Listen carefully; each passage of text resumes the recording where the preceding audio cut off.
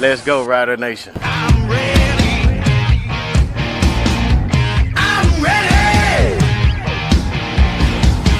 Yeah, here we go. It's a feeling now. Hit 'em high, hit 'em low, 'cause we're dealing now. Everybody's giving it all they got, 'cause we're ready. This is the Piffles podcast, your Saskatchewan Roughriders fan podcast. 8-1, gentlemen. We haven't seen this since 2013. Anything good happened that year? Something sounds familiar. What was it? There was something. It was a big event.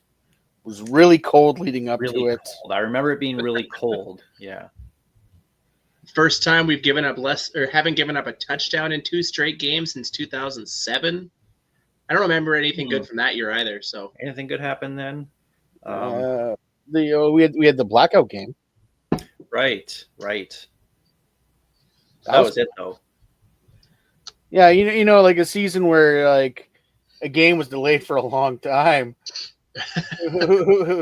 Not like we've seen that before. Like it's just weird how these things are lining up.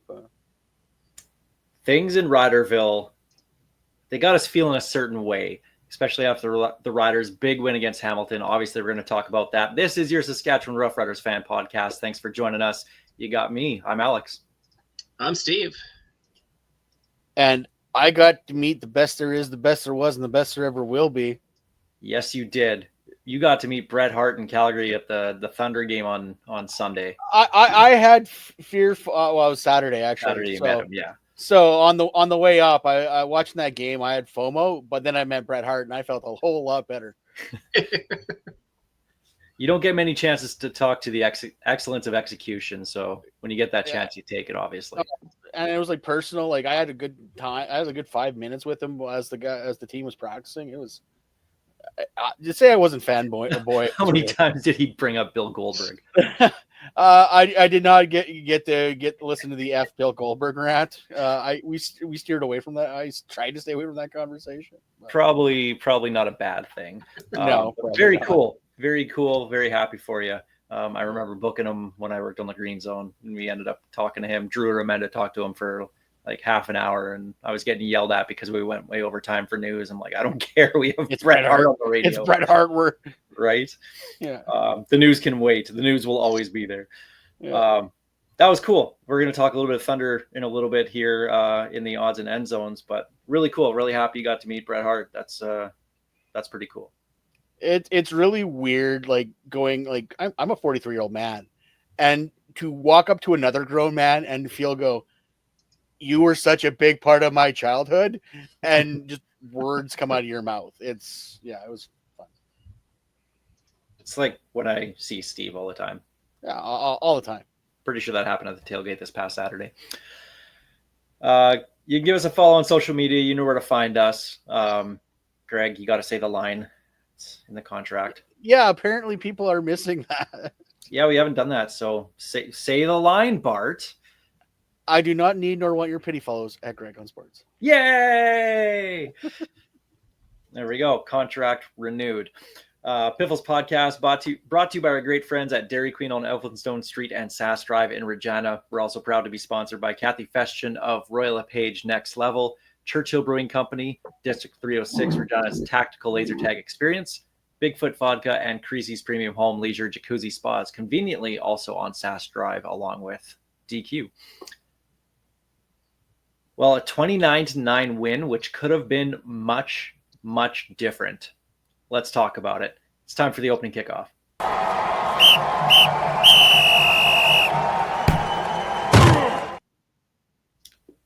Riders moving to 8-1. Last time they were 8-1 was 2013. And again, we already hinted around with that year in 2007.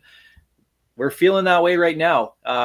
Greg, you didn't get to watch the game live. I did. I watched it live. Okay. On my I spent the extra money to put TSN on my Prime. Can I expense that, by the way? My Lord, TSN. Yeah, but, our lawyers will get right on that. As financial advisor, no, you cannot. Okay, it was worth a shot. Other than the very bumpy riding on the bus, watching it, looked little nervous after those first two drives. Like we held in the field goals, but it's just it was never in doubt watching it on TV. I don't know what the vibe was like in the stadium. It was never in doubt, but still felt like it was harder than it needed to be, even though it was never in doubt. It was weird. Like it felt like we should have been up by 50-0. It makes no sense. Once Dante Myers got that touchdown in the second quarter, yeah, that's when it was like, okay, yeah, we're good. The way the defense held them on the first two drives to field goals, even though Bo carved them up for those two drives, it didn't feel that bad in stadium. Then when the offense got rolling, and I tweeted out, I said, this team's not allowed to have bye weeks anymore. The first bye week, when they came out flat against the Stampeders, ended up losing that one. They came out super flat in this one again on offense. Defense gave up a lot of yards in the first quarter, but they tightened up. And once they all got going, they weren't going to get stopped. Like this was a team that just came out and dominated starting in the second quarter. And I mean, Hamilton's played their fourth game in 20 days. Yeah. So that was a tired team, especially when 3 of those 4 were on the road. So, I mean, for a non-divisional game, if you're Hamilton, I wouldn't be too worried about something like this. But there's that measuring stick, right? So, the Riders. But also, when you're Hamilton going all week, we want Saskatchewan, and you come into Saskatchewan and you can't go, oh, we're so tired. Honestly, the most exciting part of that game for the Ticats was probably Jonathan Moxey crap talking the fans. I went back and watched the game when I got home, and they had an image right after the interception. Jonathan Moxey was sitting there pointing at the fans, and he was, I don't know what he was saying, but he was giving them hell. And that was when it was turned into be 6-0 at the end of that drive. Yeah, he wasn't talking by the end of that game. So, do we want to start with the good or the bad? Where do you guys want to go with this game? Because let's get the bad out of the way, because the bad's pretty short. Let's be honest. The bad's short, and it's something we've said a million times already this year. Yeah, we'll can't really keep rehashing it. Yeah, we'll start with the obvious, Brett Lother, and I'm over it, guys. I know nothing's going to change with him. I know they're not going to get a replacement for him this year. I don't want to say we're stuck with him, but we're also not going to have a change at kicker at this point. It's just not going to happen. I can't see Jeremy O'Day getting a trade for somebody. I can't see. I mean, there's no Canadian kicker with experience, Greg, with experience available, which right now with a veteran team, with a Grey Cup contending team, you don't want to bring in a guy who's never kicked a field goal before in the CFL. You want a guy with experience. And right now, that's Brett Lother. That said, 66.7%. I know Meatloaf made a song about it, but that's not good. That ain't bad. That's not good. When you're that far below everybody else. I think Steve finally got there. Oh no, I made the same joke on the Stampeders roundup or whatever earlier this week. It's what else do you say it to it? 2 out of 3. You have to make a Meatloaf joke. Yeah, it's honestly, frankly, it's unacceptable for any pro kicker to be having that bad of a year. And name me anywhere else where they don't get replaced. Here's the problem I have is we're hearing a bunch of fans going, well, he hasn't cost us a game yet. It's fine. I look back to last year, and I look back at that Montreal game where he literally cost us the game going, was it 3 for 7? Yep. And we lost that one. We're playing for the West Final to host the West Final to the end of that year if he makes those kicks. So a game in August has just as much of a meaning as a game in September as a game in October. And the way he's kicking 2 out of 3, it's going to come down to a field goal at some point. We're not going to dominate every team every game. Some games are going to come down to 2 points, 3 points. And when you got a guy who's just not reliable at this point, he is going to cost us games. And if you wait until he does, it's already too late. And I don't want to hear how windy it was. I get it. That was a tough situation to kick in. Nobody can argue that. But it's been all season. It wasn't just Saturday. It's been season long. Mark Leggio went 3 for 3 in that same win. So, How long were his kicks, though? like Brett, to me, he some gets the were benefit of the longer doubt. than Lothers. Yeah, Brett gets That's the the thing. benefit of the doubt on that 40. Was it 42 into the wind? Yeah. That's a tough kick. With the way that wind, 27, though? the 27 was, or 8, whatever it was unacceptable. The And it wasn't 40 even close. the 42 with the wind, you got to make those. Like, I don't mind if the kicker, no kicker is going to go 100%. It's just not going to happen. We should at least be hoping for 80%, which would still be bad for him. And we're not even close to that. That's my thing. It's not just a miss here or there, which is fine. It's going to happen. Kickers are going to miss, but it's just so many, so often. And yes, had that great 59-yarder, which was awesome. But when it comes down to it, is there confidence? His confidence is shot. It's clearly all in between the ears with him. Like it's all mental with him. I don't know what he can do to get himself out of this funk. I really don't. And I don't want to, I mean, last year we waited for it. It finally happened. And when it happened, he was the best kicker in the CFL afterwards. How much longer are we going to wait this year? Because it's not just he's having, 2 bad games, figure it out. Whole season, he has not been good.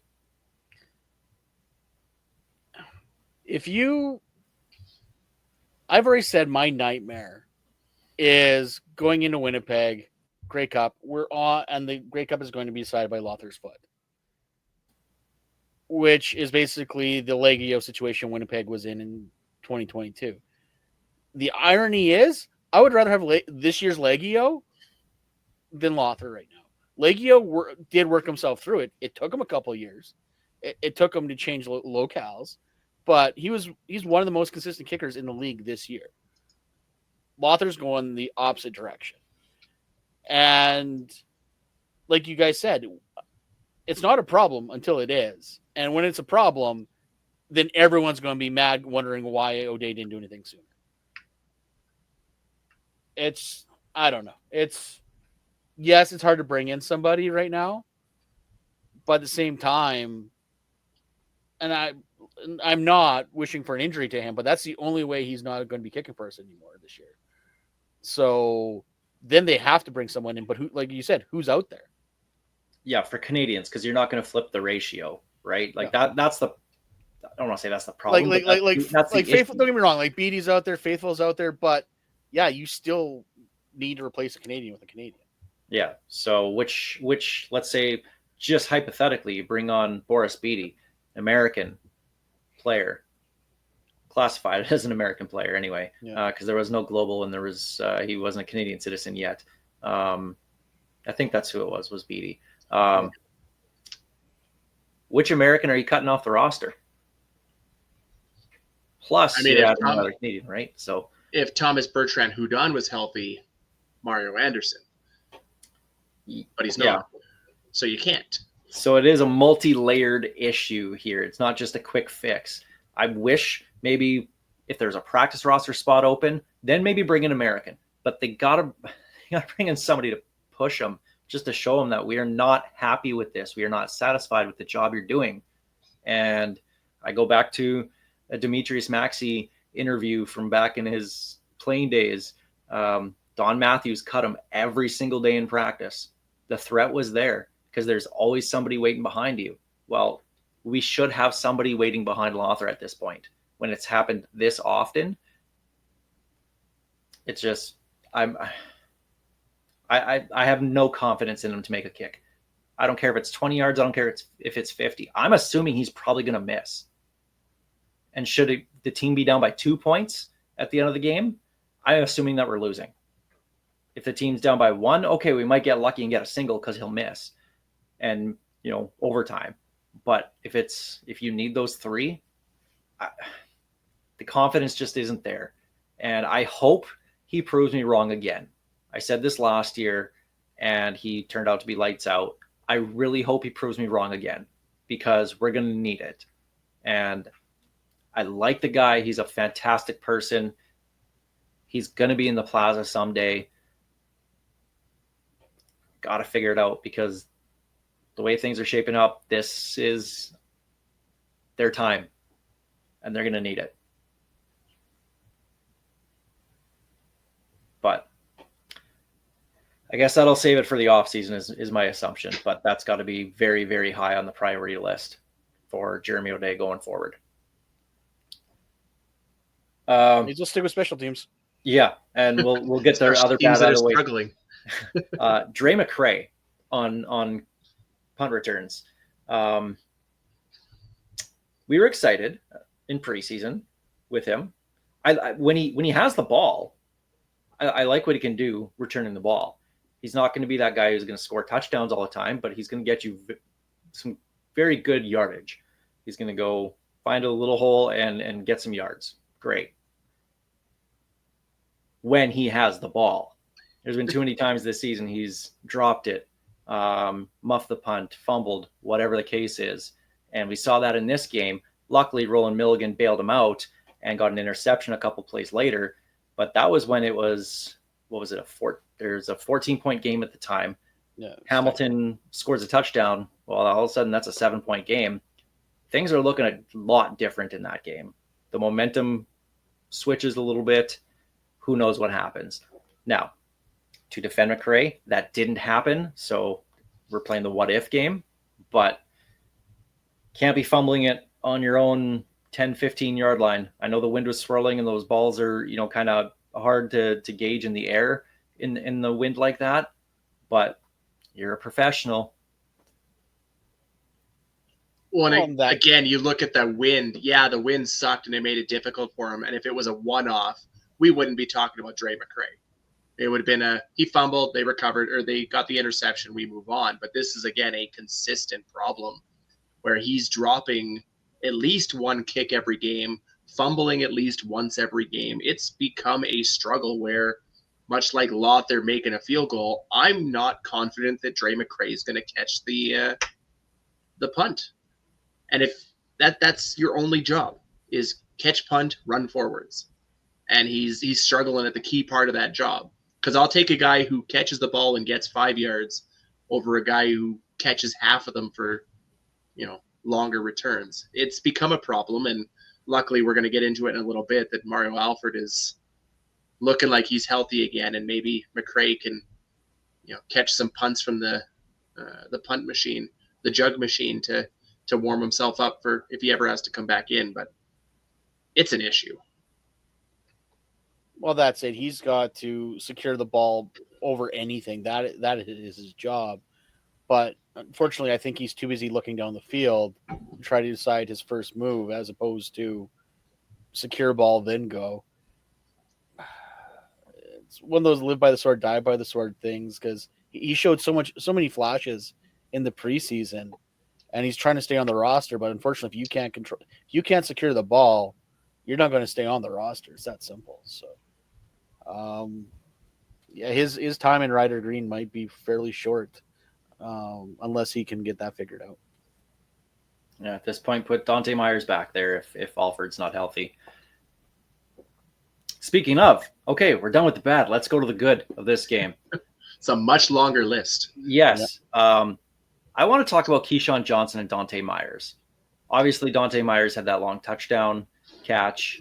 He has, 4 of the 5 Riders 50-yard catches this season. Big play guy. And I knew he was going to have a good game because I bumped into him on Friday before the game at the grocery store. He came around the corner as I was walking by, and I was like, "Oh, sorry." I'll let him go. And my wife was like, "Oh, who is that?" I said, "Oh, it's one of the best receivers in the CFL right now." Thing is nobody's talking about Dante Myers, at least nationally. Is he the most underrated receiver, maybe player in the CFL? The only place he's being appreciated is on fantasy on Genius Sports, where they've got him at like $11,000. Other than that, you don't hear anything from him, and he's been consistent from game one. Absolutely, without a doubt, the most underappreciated guy in the league. And the funny thing is, though, we saw flashes this last year. I think, Alex, you posted in 13 games played in this league, he's got 1,000 yards. 990 yards. Yeah. Yeah. Like, 13 games on pace that's a 1,400 yard season. Yeah. So he's always shown flashes of the big play until he got dinged up last year. And this year he's shown, especially, he's the king of that double move. He suckers those guys in the double move and he is gone. And at some point, and I really hope defenses don't figure it out, but like he is our big play receiver. That's something this team has been missing for years now, and now we got it. So, and with a offensive line that's allowing Trevor to throw that long pass, so yeah, he's going to get at least another 4 or 5 of those this year, or 30 plus easily. And Keyshawn Johnson, obviously, kind of the 1A right now in this receiving group. Again, kind of underappreciated across the country. He's I don't have it in front of me, but he's like 3rd or 4th in receiving, and there's no talk about him whatsoever. It's a very quiet, top of the charts for him. Like, it's weird because he's just consistently having those really solid games. He has the one big one, but the rest of them are kind of, solid. But he's still top 5 in receiving, and nobody's talking about it. So maybe that's a good thing for the Riders going forward, is Keyshawn Johnson, Dante Myers, hey, we don't get no respect around here. Maybe that's the case, and that's a good thing for the team. But these guys here are absolute studs, and they should get some appreciation across the country from the national media. They are 5th and 7th, respectively, in the league right now. And honestly, I wouldn't have known that without looking at it right now, and I follow the team. So that tells you how little fanfare they're getting for the numbers that they're putting up, the consistency with which they do it. But it's quiet. It's scary how kind of they've quickly gained those yards without really seeing it happen. But the thing is, though, that like Harris is spreading the ball around well enough for that to happen. Like, if you look at the actual top 4, you've got Hatcher, Coxey, Lawler, and Sneed, and then like BC doesn't have anyone until Justin McInnes down at 9th. Tim White is 10th. Like, their gap between their top receiver and their next guy down is way bigger than ours, because Harris is spreading the ball around better. Because who's next on our list? I think it's got to be probably Robustelli. But I can't see. Sam Emelis at 361 in 4 games, and then Robustelli's it's 32nd and 33rd in the league at 361 and 350. Robustelli hasn't passed him yet. That was after a 200-yard game. Shows you how bad we need Sam Emelis back, just because. And Joe Robustelli was next on the list. Joe Robustelli and Tommy Neild. More so the situational players, the role players on this team. But every time that they're called upon, they deliver. Neild getting another touchdown, Joe Robustelli getting a touchdown, and a really awful gritty after his touchdown. I've got a problem. We've got Tommy Stevens and Tommy Neild. We can only have one touchdown Tommy. We cannot have 2. They need to figure this out. Don't forget Bertrand Houdon. These guys need to figure it out, and only one of them can be touchdown Tommy. Like, they cannot have multiples. They cannot share the title. This is not Batman. This is not Into the Spider-Verse. We're not in the Tommyverse here. They're just sitting there. At least Bertrand Houdon is Thomas the Tank. He's got his own little nickname, and Tommy Stevens and Tommy Neild can fight it out over the other one. This offense, the efficiency that they're running at, that is, I know Mark Mueller has his critics and still did coming into this season, but what Mark Mueller has done with this offense this year is nothing short of amazing. The yards that they're getting, the time of possession, it's just keep the ball away from the other team, and it's working. And it's not even just running the ball. It was earlier in the year. Right now, it's just constantly moving the chains, and they're doing such a good job at just killing that clock on these drives. And I'm actually going to talk about this when we do our game preview against Calgary coming up. But that's what's winning this team games right now, is just staying. It sounds so simple, just stay on the field. And they're dominating the time of possession across the league. To me, that's the biggest thing on this offense right now, is they're keeping the ball. They're not turning it over very often. They obviously had the interception last week, but they're just constantly churning out yards and putting their offense in a great position to finish off drives, whether it's touchdowns or missed field goals. Well, look at the game they lost against Calgary. Calgary dominated that time of possession because our offense couldn't stay on the field. So, yeah, you hang on to the ball. It's really hard for the other team to score. That is football 101. Like, the other team can't score unless they have the ball. So, yeah, the way Mueller is carving up the defenses, the decision making that Harris has, the protection this offensive line has, it allows the On team a roll again this week.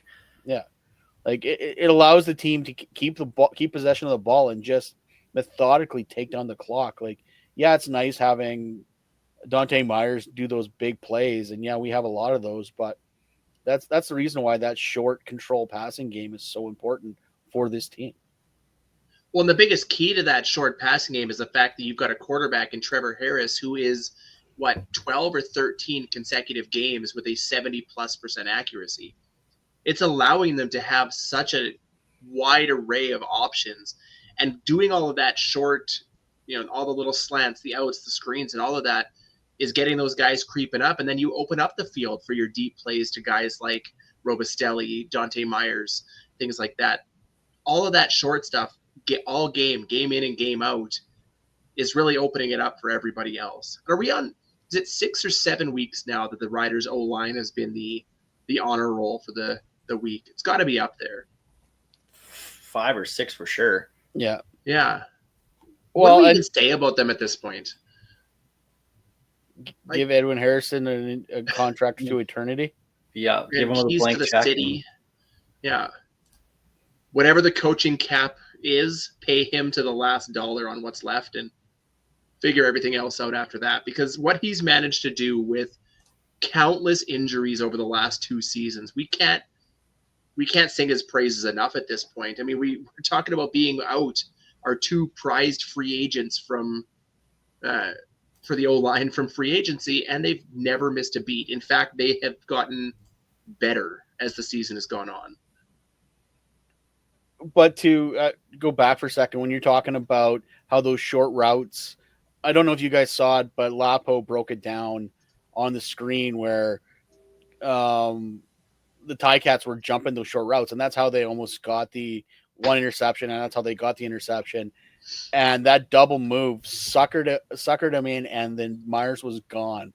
So they're using those short routes, to lure in the DBs off of those deep routes. And then when you hit one like that to Myers, that sets the defense back a little bit as well too. Okay, maybe we can't be so aggressive, and then that opens up the those slants and screens and whatnot again, right? Yeah.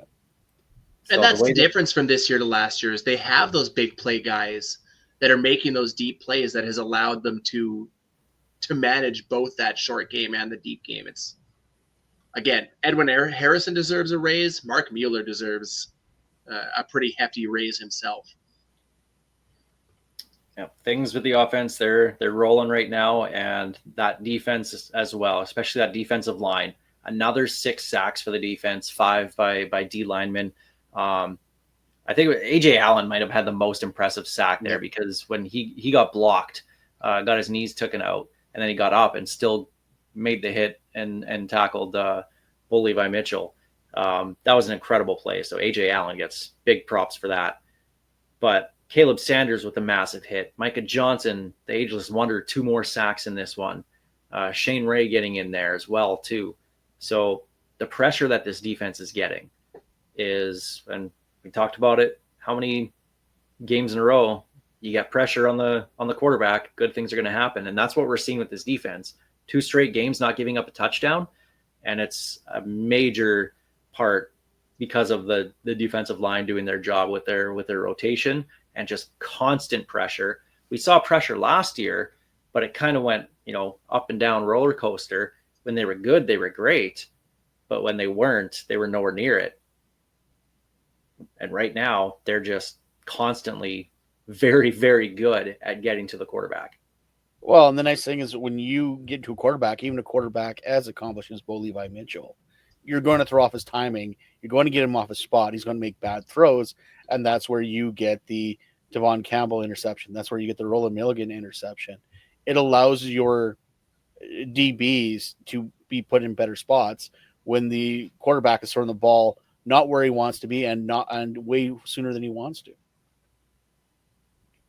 Well, anytime you can have 4 guys in the top 10 in the CFL in quarterback sacks in the season, you're going to take that to the bank and run with it, because you got Shane Ray at, what is he at, 5, Micah Johnson at 5, Malik Carney at 4, and Mike Rose at 4.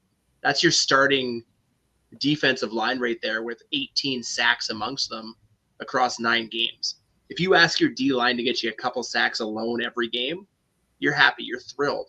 And they are doing that consistently, especially, the last month or so they've been on fire. Was it Caleb Sanders that had the really good hit on Bo Levi Mitchell? Popped him. We were sitting next to a Ticats fan who was chatting with us throughout most of the game.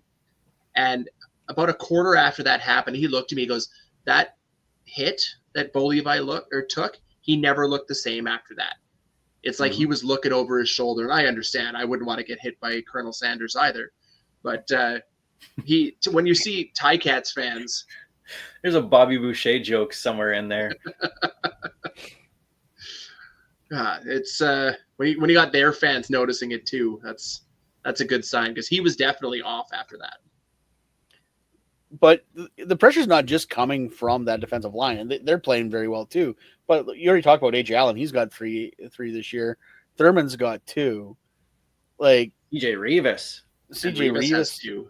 Yeah, like last year we could not buy a sack. For whatever it was, this team could not get to the quarterback. Well, they would get there, just not soon enough. This year, they're getting them in bunches, and this is what this defense was made. This was the defense we were promised, and I'm loving every minute of it. We've got 8 guys inside the top 25 because what's their names? Oh my God. Baldonado has 2 as well. He's on the next page of the list, but 8 guys with 2 or more sacks so far this year. So you're right. It's not coming from just your main front 4, but it's everybody's getting in on the hit the quarterback parade, except the teams we play against, but that's their problem. That's a good thing. Do you guys need 30 seconds to complain about the wave on offense again? I wasn't there, so it doesn't bother me. I can't complain about it. Stop it. I'm good. You're good? Okay. But really quick, though, on the defense, too. No one can run on this team. No. Literally no one can run on this team. As long as Caleb Sanders is in the lineup, I am not worried about our run defense. I don't know what it is about him that makes this team so much better against the run, but they just are. I don't understand it, but that's the way it is. And one really cool thing that happened at this game, at halftime, and Greg, you wouldn't have seen this, there was a proposal on the field in the end zone. One of Neil Piffles Taylor's great granddaughters, Jill Ramsey, said yes to a marriage proposal. Well, she's practically family, so good for her. Yeah. So we can expect our invite in the mail, I think. I think so. That'll be one hell of a party. But really cool that one of Piffles Taylor's family members ended up getting proposed to at New Mosaic Stadium. I think that's pretty cool. So congratulations. Yeah, I read Rob's piece on because it was Family Day, so they brought Neil Piffles Taylor's family out to the game, and it is great that they're still honoring that legacy. Like like this name was chosen because it didn't want to be the Rough Rider Roundup or the Report or whatever, right? So, like, and the fact that so there's still fans that don't understand who Piffles Taylor's is. So, but the fact that the riders are still honoring his family is awesome to see. Such a huge part of the fabric of the Saskatchewan Roughriders. So that's it for the game. Riders move to 8-1. We'll talk more about them against Calgary coming up. This is going to be a long opening kickoff. I apologize. Other big news that we have to talk about. The extra home game we're going to get next year. Home game we're going to get next year, thanks to the World Cup forcing Toronto and BC out of their stadiums for a few weeks in the summer. The Riders are going to have, which is normally their road game in Toronto, will be played at Mosaic Stadium. Toronto's still going to be the home team. I don't think the Riders are going to let them use their locker room, but Toronto will be designated as the home team. First off, an extra home game in the regular season allowed the Riders to then move the preseason home game to Saskatoon. And they also included they're going to include that regular season game, the extra one, in the season ticket package, and the preseason game will not be, and that'll just be sold separately. Thank you, Craig Reynolds. Win. Thank you. Big win. Preseason sucks, man. Like, I enjoy going to it because it's been so long since we've been to games. It's nice to just get back in the stadium and enjoy a nice, May afternoon. Usually is what it ends up being. But the game itself is awful. Like, they suck. Nobody wants to pay for preseason. And the fact that it's included and we're paying the same amount for Labor Day as season ticket holders as we are as the preseason game is a joke. I get it. That's how they have to get there. That's how they can sell the preseason game. They have to put it in there. I understand that. But, it's awful. So the change there, I love it. So actually, who we really need to thank is MLSC for not trying to keep those games in Ontario. Which is a disaster. Because don't get me wrong, and here's the thing. I'm going to agree with Mr. Luke Wilson on this. Mm-hmm. I'm going to agree with a lot of Argo's season ticket holders on this. This is a bit of a joke. I'm sorry. Yes. The fact that they could not find a way to keep those games where the Argo fans can go, like, set up a U of T, set up a temporary addition to some, like, to London, to Windsor. Yeah, I think Luke Wilson said London because you can expand their stadium to or whatever.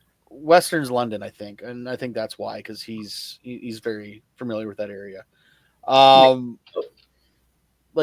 But yeah, like, don't get me wrong, I'm glad I'm getting a real live fire game with my season ticket package, but you're just burning a fan base. Like, have they even announced what they're doing with BC yet?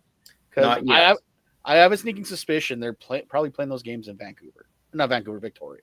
If I had to guess, knowing our Mardoman. Now I have a theory on that too, and we'll get to that though. But I still can't believe they're playing 3 home games. One in their like rival stadium as a home game in Hamilton, in Hamilton, and then of course one's Winnipeg and one's Saskatchewan, because I'm guessing MLSE is paying to buy the game and they'll take the profit from it. Is what I'm assuming is going to happen, because I can't see MLSE not trying to get some kind of money out of it. That's the biggest problem, is you're taking games out of Toronto and giving them to the 3 places where their home field advantage is most likely going to be destroyed. Because Saskatchewan's going to have 26, 27, 30,000, whatever they get, and it's going to be all Rider fans. Winnipeg's likely going to sell out or come close to it, and it's all going to be Bombers fans. And I'm sorry, I don't care who the home team is. I'm cheering for my team. And then you go to your biggest rival, and at least with that one, they're giving Argo season ticket holders first dibs on tickets, which is a good call. But again, you're going to three of the worst spots when the real opportunity there is to build your fan base in and around the Toronto area. You mentioned Western and things. There's also places like Guelph where Hamilton has done a away game. Build the fan base in your area rather than giving yourself effectively 13 away games or 12 away games next year. Yeah, it's just a a joke. it's a very short-minded decision by MLSE and the CFL to do that, because ultimately it all comes down to financials. They're a business, right? So this is the opportunity for them to make the most money out of it. And I understand that. But to alienate your fan base like that, you got to think long-term. Like, what's going to be better for this organization going forward? And what's better is to get them out into smaller centers outside the GTA and just try and build that fan base however you can. That's the smart thing to do, and they blew it on that. So again, Greg, I'm with you. Like, it's great that we get that extra game, and that's fun. I'm happy about it because it was handled great by the Riders on our side of things. But as a fan of the league, this is just awful for the Argos, their fans. And I mean, MLSE, like, come on, like, this is their donation anyway, considering who they own, right? Just stupid. They have the money. And if we don't get Adam Goss as our in-stadium announcer, we riot, right? Yes, absolutely. Yeah, I can't wait to hear Argos. And everyone just turn around and give him the finger.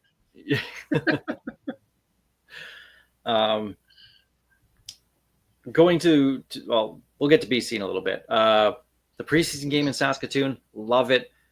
Have it at Griffith Stadium, where they have training camp anyway. Everybody's already there. It makes the most sense. Preseason should always be there. Why not? Who cares? Let it be out in Saskatoon. Keep the fans out there, or keep the team out there, and it just, to me, that just makes sense. So I'm very happy they did that.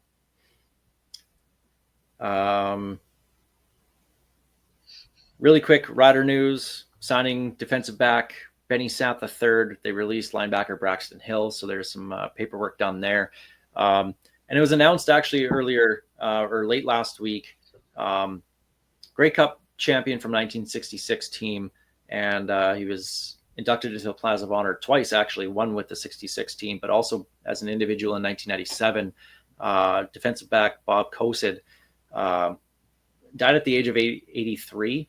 This was back in July, and it was just, kind of just announced last week. So Grey Cup champion. He's still, like, I think they said he was tied for 6th still for interceptions in Rider history. Had 8 in 1 year, which he was CFL All-Star. So you start thinking about, oh geez, yeah, that 66 team, they're getting up there. It's, So condolences to the Rough Riders and then the family of Bob Kosid on that. So all right, well, we'll move a couple things later on the segment to different segments here. That's the opening kickoff presented by Kathy Festian of Royal LePage Next Level. Breaking things up a little bit, let's get to Remember That Guy, sponsored by District 306, Regina's Tactical Laser Tech Experience. You stumped us for the most part last week until you get, what was it, the final hint with Nate Davis. Yep. Greg, how many Vanstones is this week's Remember That Guy? This could be a 4, I think. Okay. Which is really I'm just going to go get another Churchill. I'll be right back. Yeah, this is really going to upset Kim Kratz, I think, because apparently my 3 are too hard. I think this is a 4. Okay, well, let's remember that guy. This 3-sport athlete went to North Texas. Go Mean Green. At North Texas, won 3 Sun Belt championships while being all Sun Belt 3 times. The only player in North Texas history with more than 500 receiving yards in 4 straight seasons. He also walked onto the North Texas track team and was anchor of the relay team. Was not drafted to the NFL, but had stops in both Buffalo and Green Bay. Has 218 yards and 1 touchdown in his 18 career games as a Rider. Okay, Steve, say it. Kalen LeBourne. No. Damn it. Probably the only Rough Rider to ever get locked in a bathroom stall at Sochi. Oh, the bobsledder. Oh my God, what's his name? he was Running back. the running back. Nope, Yeah. he's a receiver. Not Jesse Lumsden. He's the No, receiver. Oh, he's a receiver. Yeah, I know. The other one. Johnny Quinn. Oh, right. Totally forgot about him. He was with the team in 09, wasn't he? Yes, he was. He was on that team. wow. Johnny Quinn. Yeah, okay. I never would have guessed Johnny Quinn.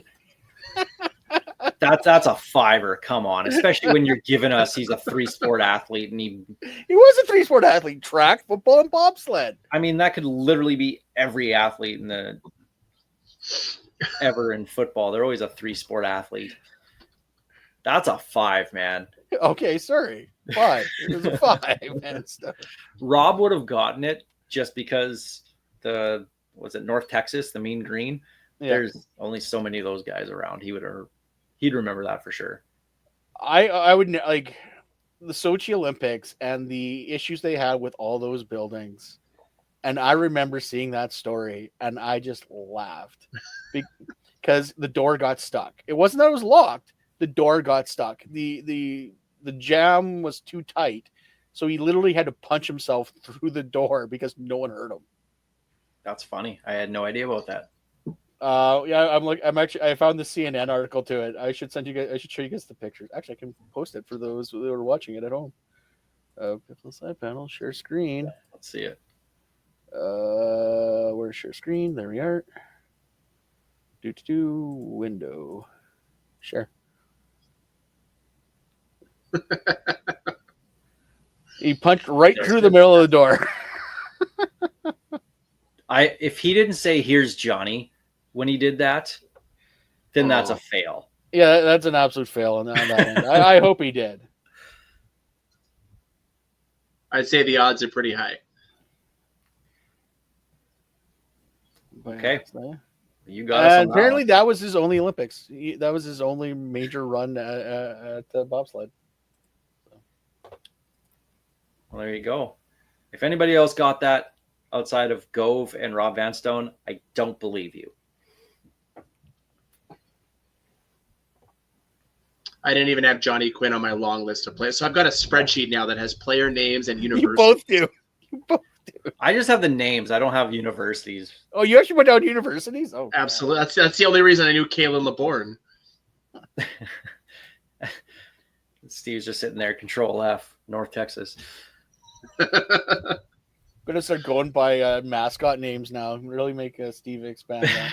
It's Find not a going new to help way. me, let's be honest. Find a new way every week to find a loophole in the spreadsheet. Yeah. Oh, well, that's Remember That Guy, sponsored by District 306. We're down as tactical. Funny, I actually had the wrong university for Kalen LeBourne. Looking at it now, so go me.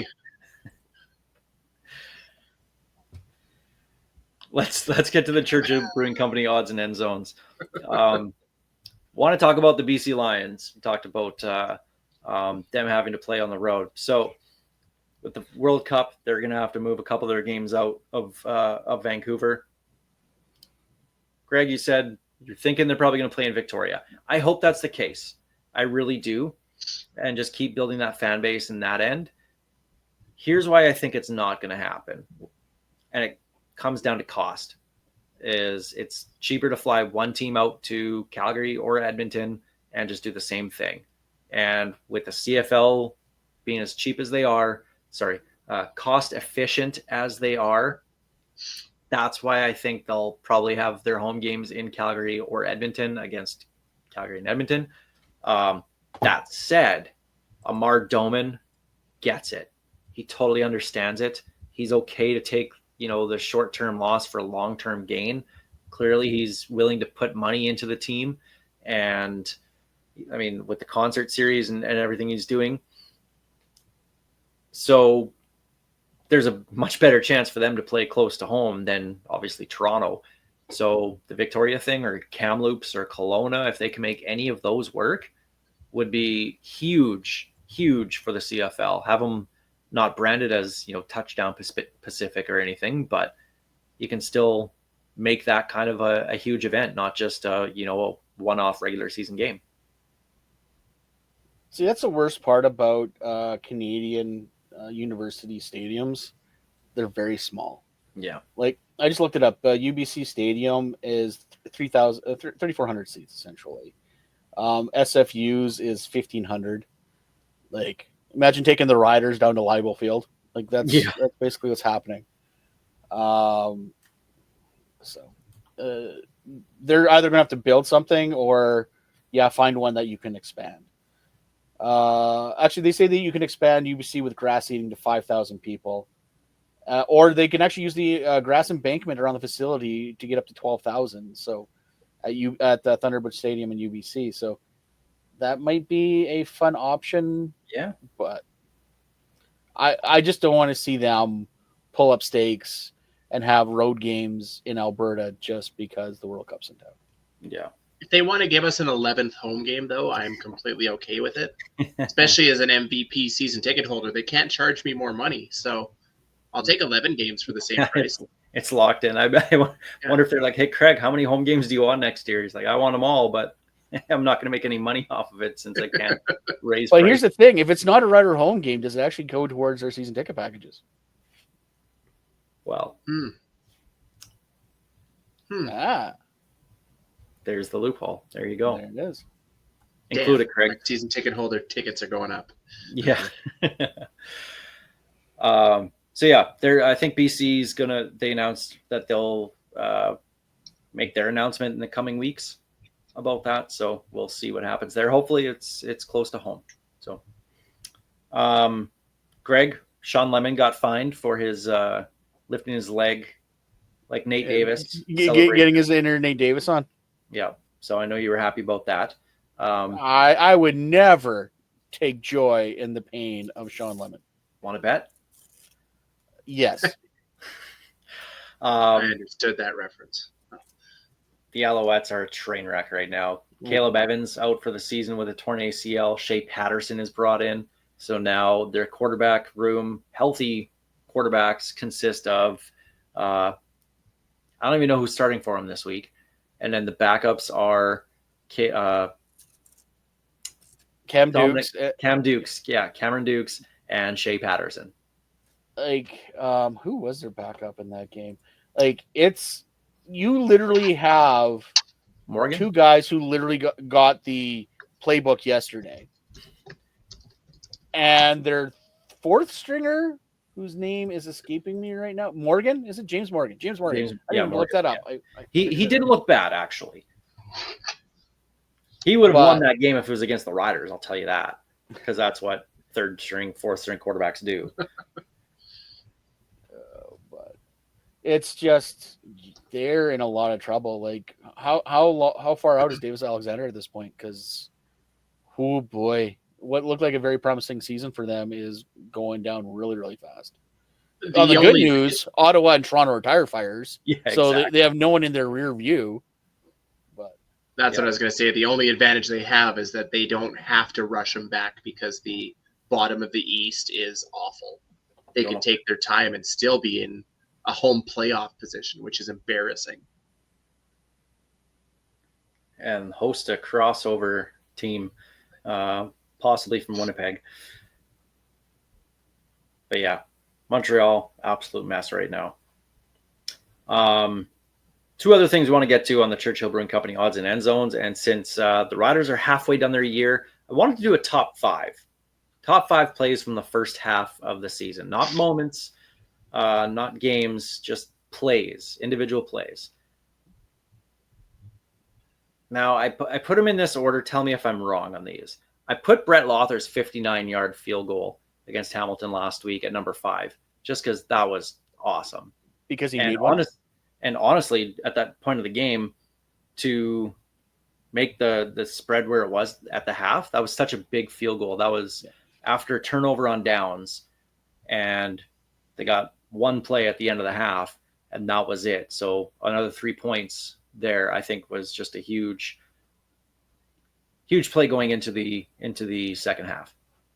Well, you look at kicking a 59-yard field goal. If he misses that kick, I can't remember who's returning for Hamilton right now, but they have all day to run that back. That was a huge.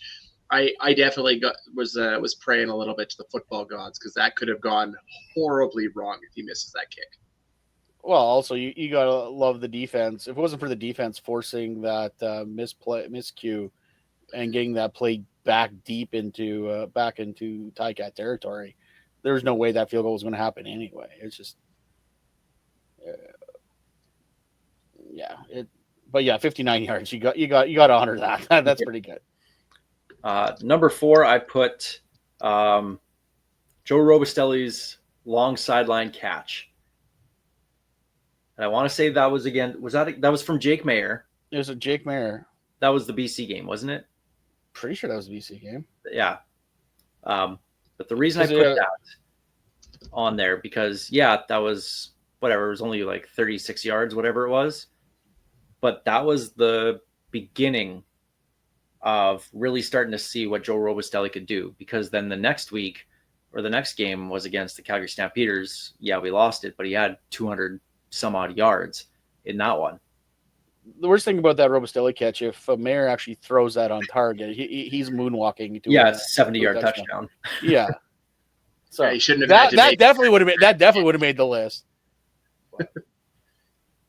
Sticking with the same game, number 3, Tavon Campbell's pick 6. That absolutely changed everything in that course of that game. Just goaded Jeremiah Mazzoli into an awful throwing to the sidelines just before the end of the first half. Completely changed everything. I think it was a 1-point game. I think BC was driving to take the lead going into the half. And then in the second half, the Riders never looked back. So huge momentum shift and just a great play by Campbell to lure it in. Number 2, I went with AJ Ouellette's 47-yard touchdown in Hamilton. And it wasn't just the Ouellette run, it was the blocking from it. I'd love to see Paul Lapalisse break down that blocking. You had the receivers come in. I think it was Dante Myers and Keyshawn Johnson on the outside. Maybe it was Sam Amelis. But it was Brammer and Hardrick on the right side. They had a pulling guard as well, too. Like, there was so much going on in that play. And it was just the X's and O's of it were just so beautiful that, and the stiff arm from Ouellette as well, too. To break free and end up scoring the touchdown. Like, from top to bottom, that was just a gorgeous play. That was the play when I knew Ouellette was healthy coming into officially healthy in this season. Because that first game, you're like, well, he's better than he was. And then he ripped that off and absolutely just pummeled the guy with a stiff arm. I'm like, okay, he's good. Like, this is what we thought we were getting last year. And number 1, I don't think there's going to be any debate around here. Mario Alford's walk-off. Junk football. Junk football. Yeah. In Toronto, obviously, with the Toronto tying the game late. And then we think we're going to go to overtime. Mario Alford, Toronto had one less player on the field, but who cares? That's their problem, not ours. Now they have one less win in the standings, too. Yeah. So Alford's walk-off kick return touchdown, and not quite walk-off. There was still like 9 seconds left. But his game-winning return touchdown in Toronto, that's the number 1 play in the first half of the season for the Riders in my mind.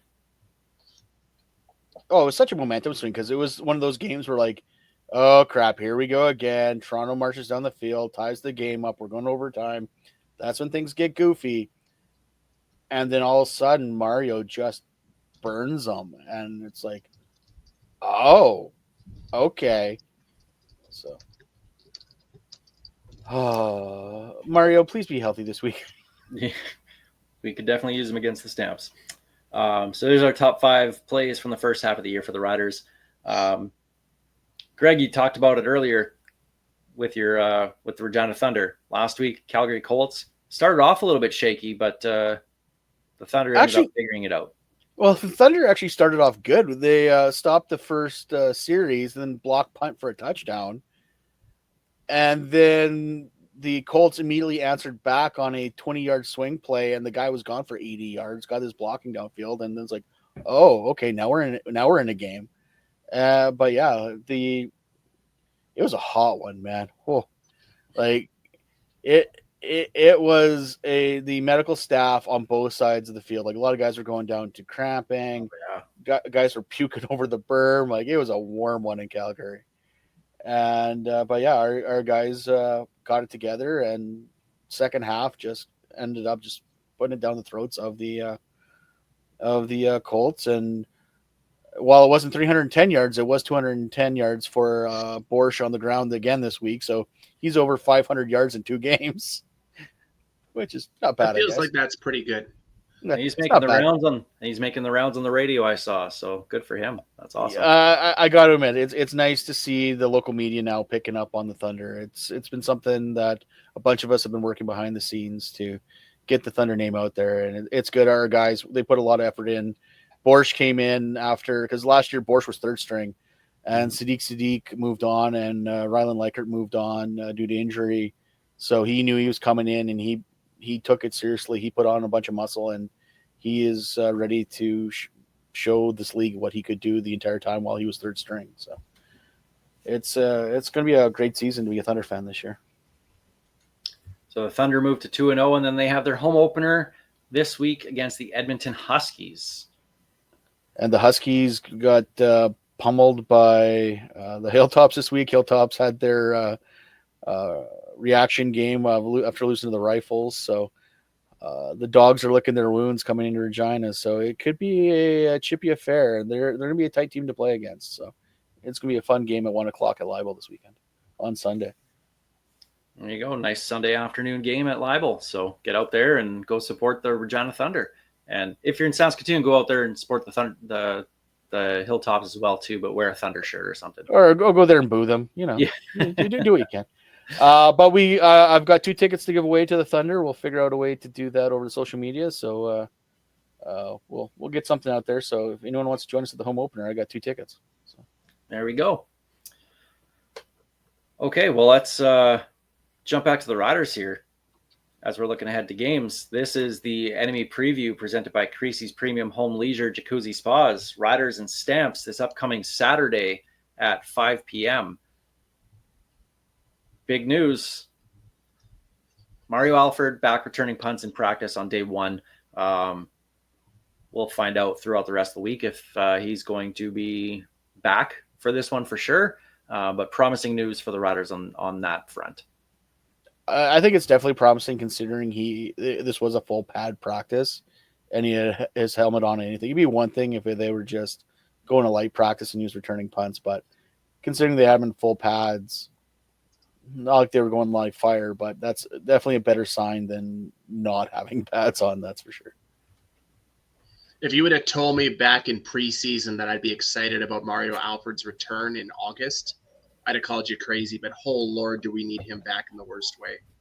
I can't handle the heart medication required for any more Dre McRae return attempts.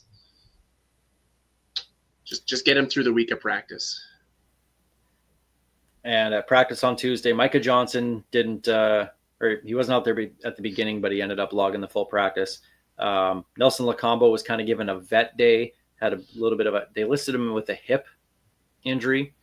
Had Jackson Ford taking the starting safety reps, which there's a conversation potentially, but since it looks like it was more just a vet day than anything, probably no changes there. The good news, Malik Carney practicing kind of got hurt there in the game against Hamilton. People were wondering what was going on with him, but all signs seem to be good on there. So that's good news, especially when the Riders' defense, the defensive line, just got pummeled by the Stamps O-line earlier this year. And that's one of the keys that we have here. Like, can the D-line continue getting pressure? They have nonstop against every other quarterback this year. Can they get it on Vernon Adams Jr.? I think so. The way this team's playing right now, I think there's a good shot that they're going to disrupt Vernon Adams. Like, if you look at the game last year in BC before VA got hurt, the Riders were getting to him and they were causing havoc. Like, they were having a very bad game until VA had to leave that game. So I'm thinking the Riders are in a good position to, if they can disrupt VA, it should be another Rider victory in Calgary for us. I look back at that Calgary game and I kind of wipe it from memory, not just because of how the game went and how we performed, but mostly about how the situations around that game happened and the smoke and the delays and the switch to the next day, completely throwing off their schedules. I'm kind of wiping the slate clean on the team on that one. I don't think this D line will have any issue getting to Vernon Adams. They've gotten 6 sacks back-to-back games. I think it's 14 over the last 3 games. They've been on an absolute tear, and most of all, they're coming in healthy. That's the biggest key. Well, in this one, as opposed to the last game against Calgary, Caleb Sanders is in the lineup here, and we missed him. And Tetrick Mills had a big game against us earlier in the year. So the Stamps dominated the line of scrimmage on both sides of it, honestly. So if the D-line can, with Caleb Sanders back and everybody healthy on that D-line, just keep that rotation going, that's going to make a world of difference. And all of a sudden, we're going to see just better plays from our defense overall because of that. And I'm not too terribly worried. I'm with you guys. I think they can get pressure. It's just, which Vernon Adams are we going to get? Because at this point of the season, this is when he usually starts to, have his annual nosedive, starts playing out very, very well to start the year. And then something happens to him, whether it's injury or whatnot, but he's just not the same guy around this time. So banking on that. But when I look back at the last game between these two teams, the Riders came off a bye and came out flat to start. Calgary's coming off the bye this time. So if I'm the Riders, let's say you win the coin toss. If I get the chance to take the ball first, I'm taking it first. You're hoping that Calgary's coming out flat the same way you guys have both times after your bye week.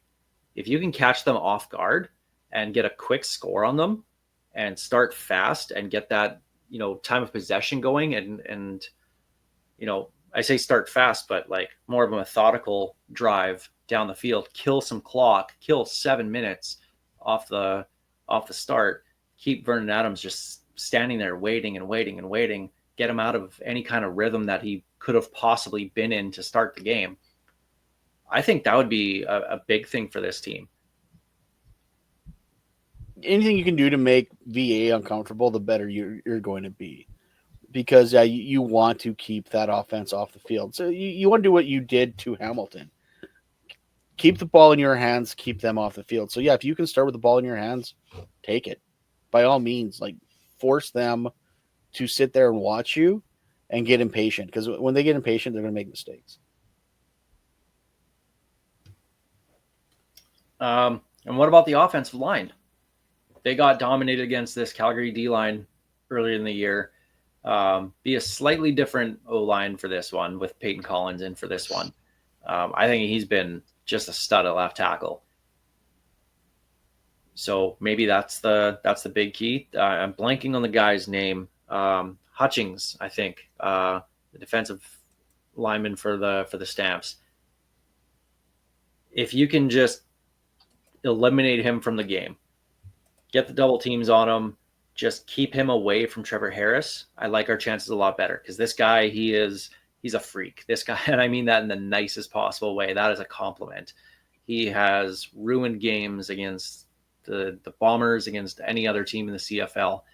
If you can just stop him, I guess, I like our chances a little bit better on the offensive line. Yeah, Jalen Hutchins, he's got 6 quarterback sacks, 2 tackles for losses, and 24 defensive tackles. So he's all over the ball for the Calgary Stampeders.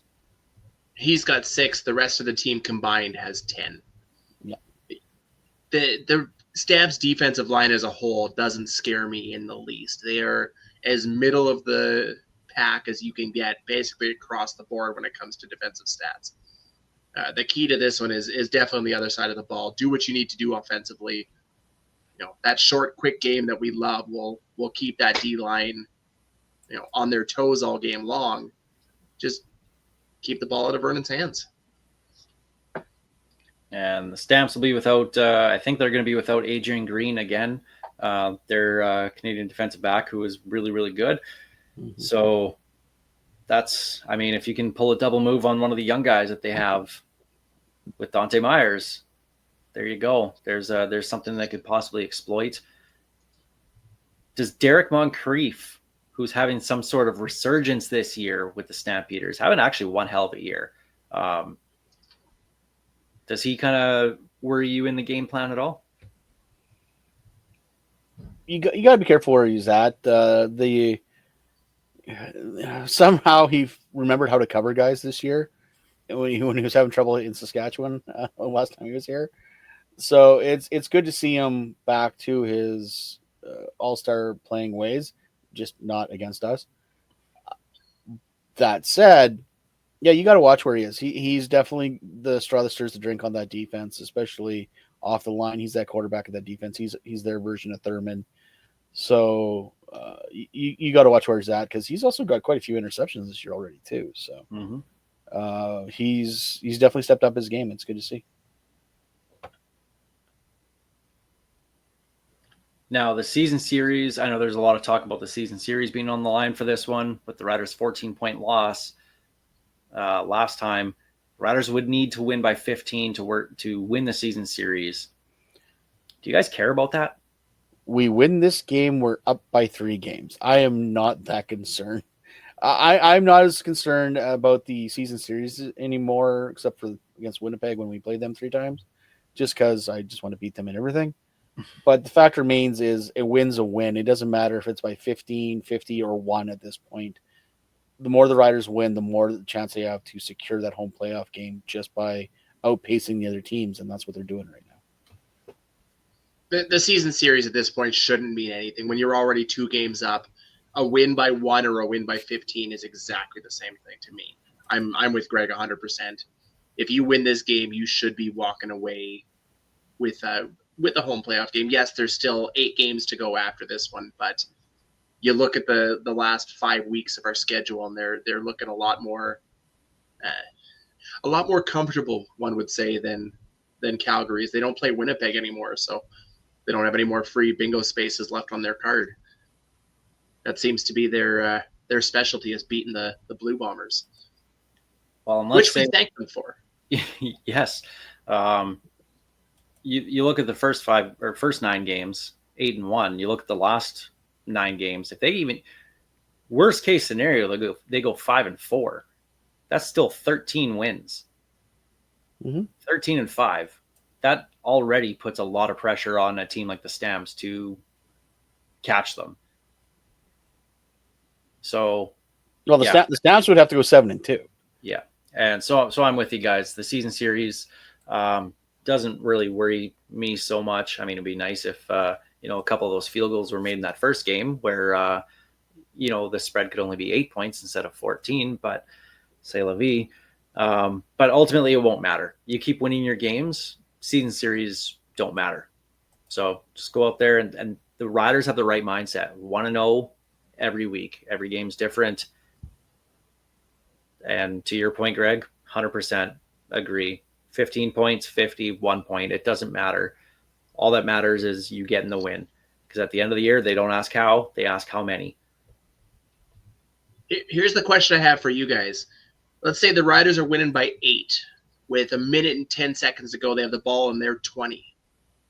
Do you drive and try and get those 15 points, or do you just take the win and run out of town? Nope, you get out of there with the win. Yep. The only way I try to get that 15 points is if it's a 12-point game and you have the ball with 1 minute left. Yeah, 2-score game. It has to be that 12 or 13 or 14-point game. Has to be. If it's not worth it. Yeah, you don't want to slip on a banana peel. Derek Moncrief gets a pick 6, right? Yeah, no. That's the last thing you want. It's preserve the win unless you are up by 2 scores. Even then, I think the way Corey Mace has coached, I don't think he would do it anyway. He's coming out 1-0 every week, and that's all he cares about. Yeah, 10-point game. I don't know. Maybe they would and try for a touchdown. But I think ultimately they would just run the clock and make sure they got out of there with the win, and everybody healthy. Honestly, I'd prefer the confidence of them just taking the win and walking away and saying, "We don't give a damn where you are in the standings. You aren't catching us. That tiebreaker's not going to matter." Exactly. No. Oh, and you know what? We didn't even mention it, and I should have brought it up before. We saw Tommy Stevens threw a pass in the last game. That was great. Went for 0 yards. Hopefully, we don't see him throw in very often anymore. Just let him run the ball, man. But that was it was a cool wrinkle to see in the offense when Hamilton wasn't expecting it. So maybe there's something down the line, especially here against his former team. Does Tommy Stevens pull one down and on a 2nd and 1 or something? Does he go deep? This would be the time to do it. So I want a 69-yard run like he did to us last year. nice. Yes. Yeah. Unfortunately, Steve and I won't be there for that one. So that was one hell of a trip. That was fun. That was fun. That was a lot of fun. Okay. Well, one thing left to do here. It's time to make our picks. This is Piffles Picks. Piffles Picks. Well, folks, when you're right 52% of the time, you're wrong 48% of the time. Greg, go ahead. Barry Horowitz yourself. I know you got the game right. Yep. You were 3-1. Steve and I, Because you had no faith in the Saskatchewan Roughriders. That's on both. Well, that's on you and Steve's coin. I still thought they'd win, so just not cover the spread. That's all. And Anyway, I am just going by blind luck.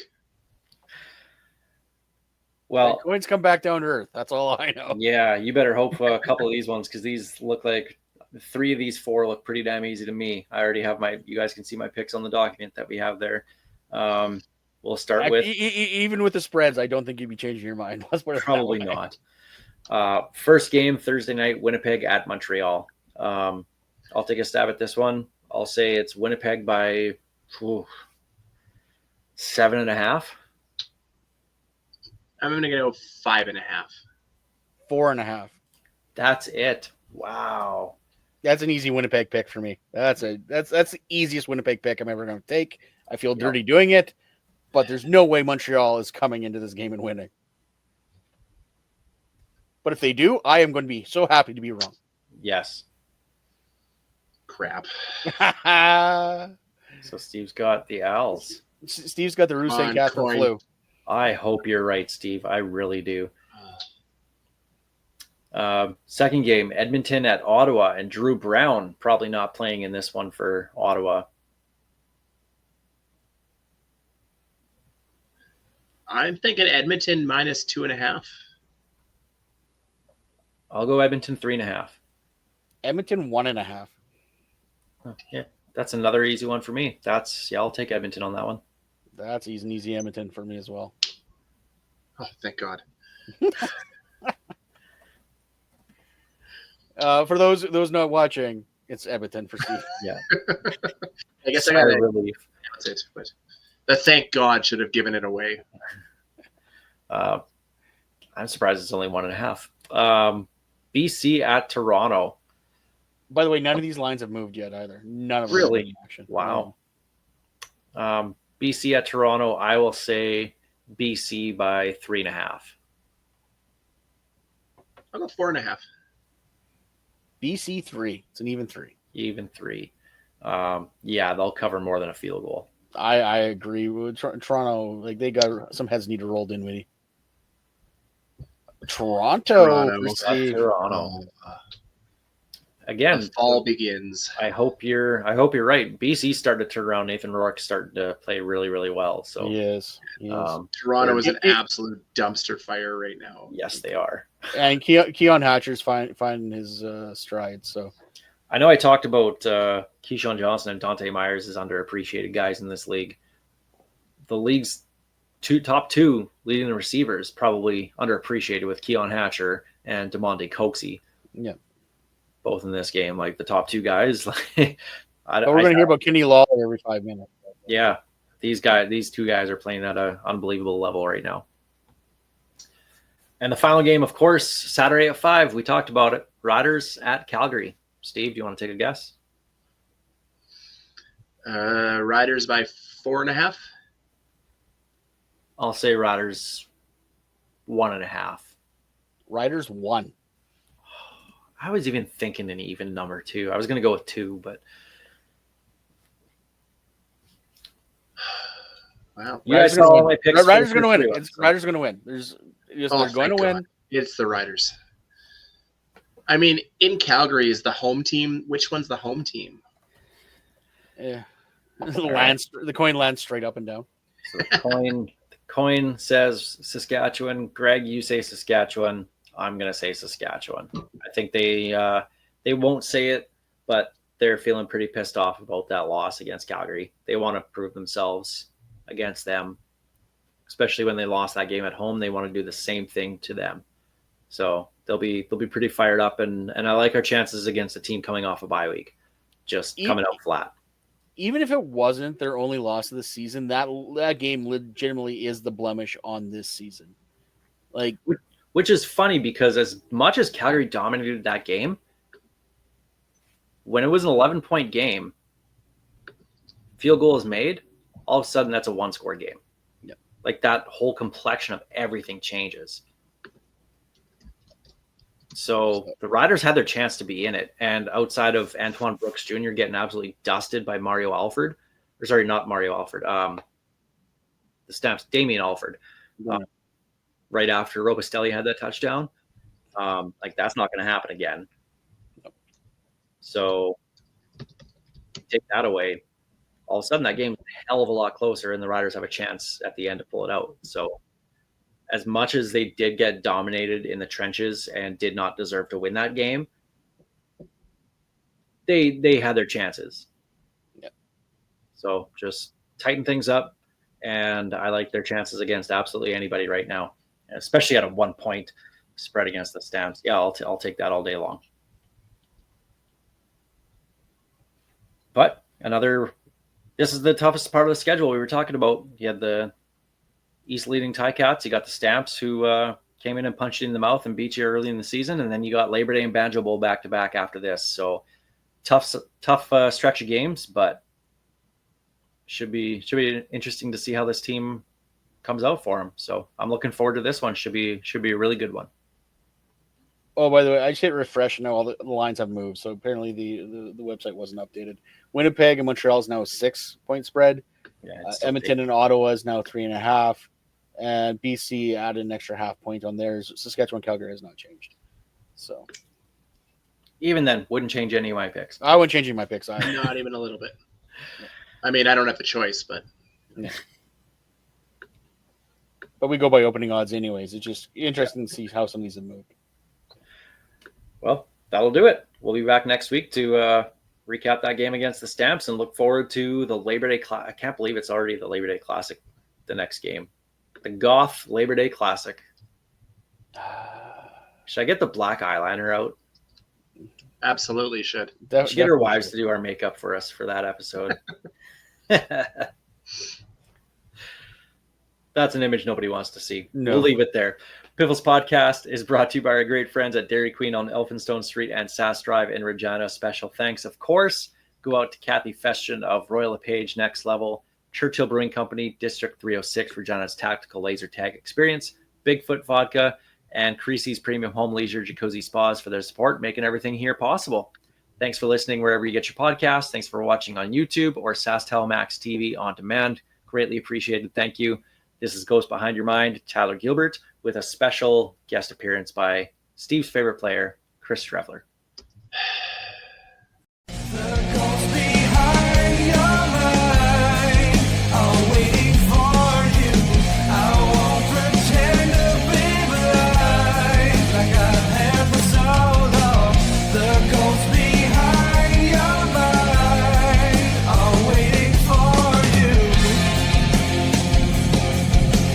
Thank you for being such a big supporter and fan of the CFL and myself personally.